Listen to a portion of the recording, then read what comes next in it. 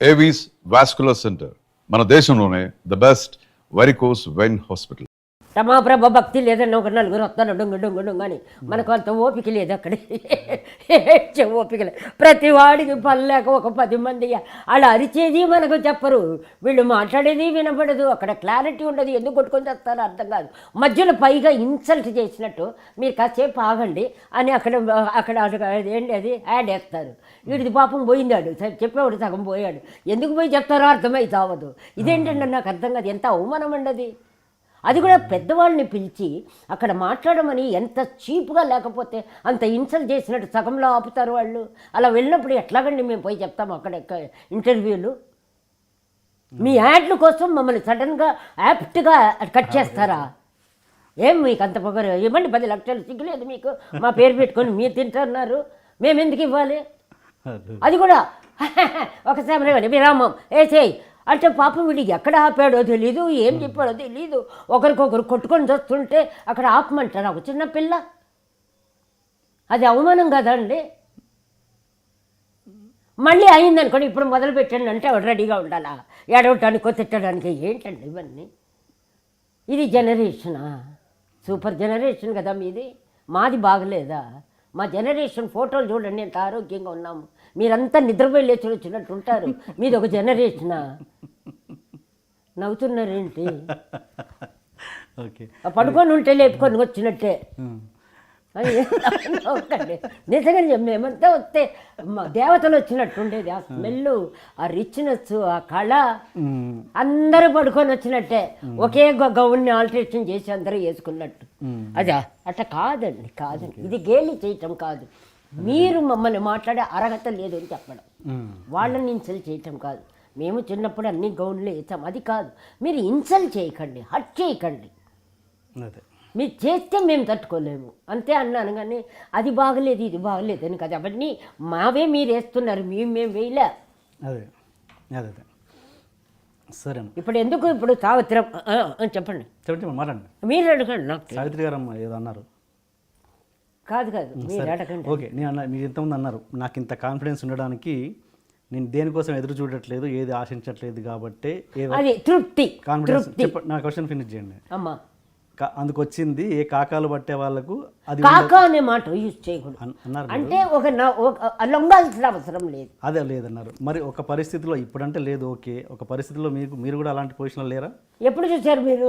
నేను అడుగుతున్నాను, నేను ఉన్నారా అనట్లేదు, స్టేట్మెంట్. అవును, అందరూ చెప్తున్నారే, నేను ఎప్పుడూ అడుక్కు తిన్నాను. డబ్బులు లేదు, డబ్బులు లేకపోవడం వేరు, అడుక్కు తినడం వేరు.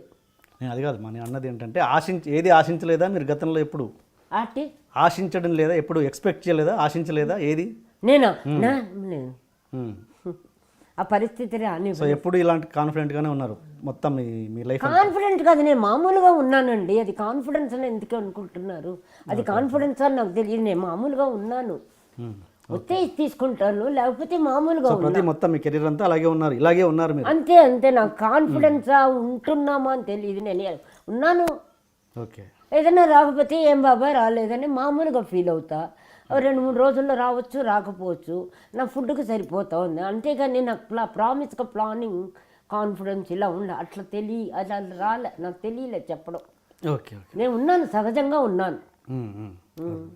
ఓకే, ఇప్పుడు మీ జనరేషన్ అంటే మళ్ళీ ఏమంటారు మీరు? మీ అప్పటి హీరోయిన్ ఆర్టిస్ట్ కాబట్టి సావిత్రి గారు, ఆ టాపిక్ మనం మాట్లాడుకుందాం. కొత్తగా మహానటి సినిమా రిలీజ్ అయింది కాబట్టి అడుగుతున్నాను ఈ ప్రశ్న.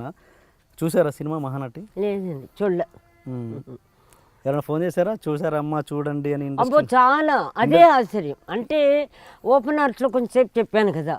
అవునవును. ఆ ఓపెన్ ఆర్ట్ వాళ్ళు దాన్ని కూడా ఒక 10 minutes నేను మాట్లాడింది సావిత్రమ్మ ఆ ఎపిసోడ్ వరకు పెట్టారంట.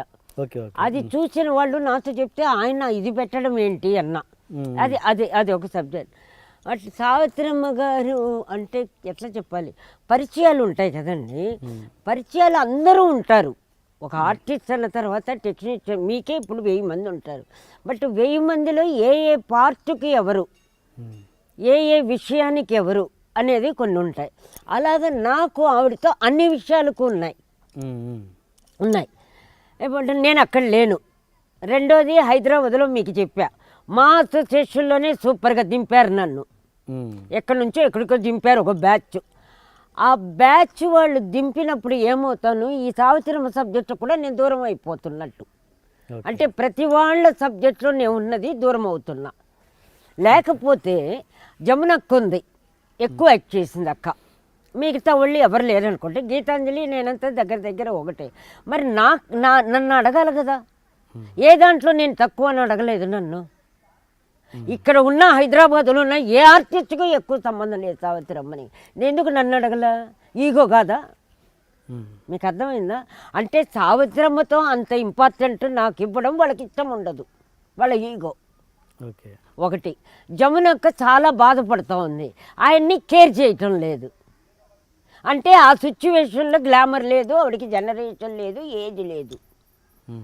అంటే ఒక గ్రూప్ లాగా తయారైపోయి ఎవరిది ఏమన్నా సినిమా తీసారా తీసుకోండి వద్దల్లా, బట్ దాంట్లో లేనివి మీరు పెట్టినప్పుడు ఏ క్యారెక్టర్ మంచిదో చెడ్డదో మాకు తెలిసినప్పుడు మేము హట్ అవుతాం, అబద్ధం అవుతుంది. దీన్ని చెప్పామనుకోండి, ఆల్రెడీ మన మీడియా వాళ్ళు రెడీగా ఉంటారు, ఎప్పుడు ఏది గెలుకుతామా ఏది పెడదామా అని. అందువల్ల ఏం చేశాను, దాని గురించి మాట్లాడడం మానేశాను, సినిమా చూడడం మానేశాను. అంటే మీకు ఎలా తప్పులున్నాయని ఎలా వేరే వాళ్ళ కథ చెప్తే తెలిసిందా మీ దాంట్లో తప్పులున్నాయి మీరు? తప్పులు రైట్లో లేదు మా, వాళ్ళు సినిమా తీశారు. 52 ఏళ్లలోనే మీకు 2.5 అవర్స్లో ఏం చూపిస్తారు? ఏ చరిత్ర దాంట్లో మసాలా కావాలా? అసలు ఆ పాటలు ఏమన్నా మాకు సంబంధమా? ఆ మ్యూజిక్ ఏమన్నా మాకు సంబంధమా? లేటెస్ట్ మ్యూజిక్ కాదు, అది పాత మ్యూజిక్ కాదు. అది ఏం మ్యూజిక్ అండి ఆ సినిమాకి? అంటే నా టేస్ట్ చెప్తున్నా. ఇప్పుడు ఒకటి పాత సాంగ్స్ లాగన్నా ఉండాలి, లేదా క్యాబరే సాంగ్ అన్నా ఉండాలి. అది ఏం మ్యూజిక్ అంటే ఆ సబ్జెక్టుకు మ్యూజిక్ సగం 3 అండి, డ్రెస్అప్ సగం 3, మీరు తీసే కెమెరా యాంగిల్స్ సగం 3, వాతావరణం. ఈ 3లోనే మా యాక్టింగ్. మీరు 3లో 4 మూడ్లు దొబ్బేస్తే ఇంకేం యాక్ట్ చేస్తాం మేము? ఒకటి ఒక బాట. రెండోది ఆ సబ్జెక్ట్ సావిత్రమ్మ దాని వద్దు.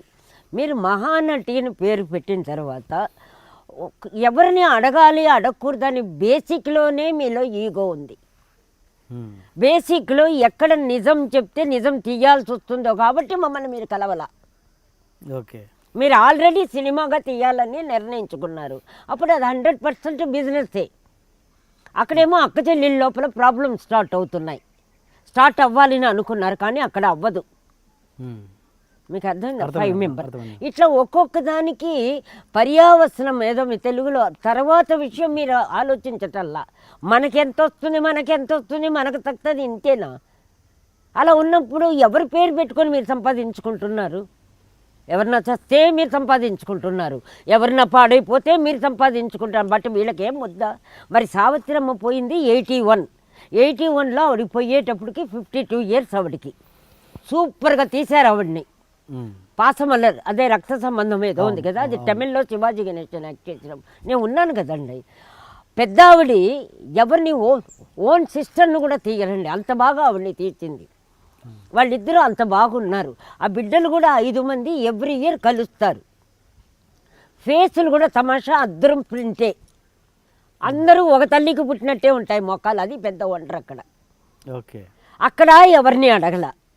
తర్వాత 11 నెలలు ఆవిడ జేజే హాస్పిటల్లోనే ఉండింది, పెద్ద వైఫ్కి పెద్ద కూతురు హాస్పిటల్లో.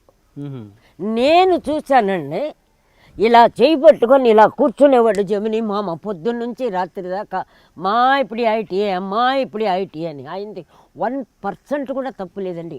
తప్పంతా సావిత్రమ్మదే. ఎట్లా తప్పు అంటే చెడ్డ కాదు, బాగా మొండి అంటే అంతా ఇంత మొండి కాదు. ఎంత ధర్మగుణం ఉందో, ఎంత ఫ్రెండ్లీ నేచర్ ఉందో, అంత ఈక్వల్గా ధైర్యము మొండి. ఓకే. ఆ మొండితనం ఏమవుతుంది మీకు? నేనింతే నాకు ఇలాగే కావాలి అంతేనండి. చెడు కాదు అది ఆవిడికి చెడు అయింది. ఓకే.